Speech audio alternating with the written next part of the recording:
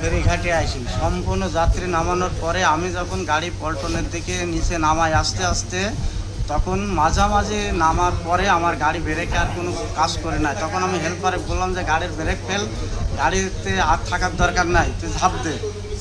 আর আমি গাড়িটা কন্ট্রোল করার চেষ্টা চালাচ্ছিলাম, চেষ্টা করেও যখন ব্যর্থ, তখন সরাসরি গাড়ি নদীতে চলে গেল। নদীর ভিতরে আমি পড়ে দেয়া, আমি তখন একটা গ্লাসের ফাঁক দিয়ে হয়তো বেরোইছি, যে কোনো গ্লাসের ফাঁক দিয়ে হয়তো বেরোইছি। বেরোনোর পর আমি 7টা 10 হাত আসার পরে পরবর্তীতে আমাকে রসা মশা দিয়ে টাইনে তুললো, এতটুকু আমি জানি। আচ্ছা, তাহলে আপনার গাড়িটা ফাঁকা ছিল?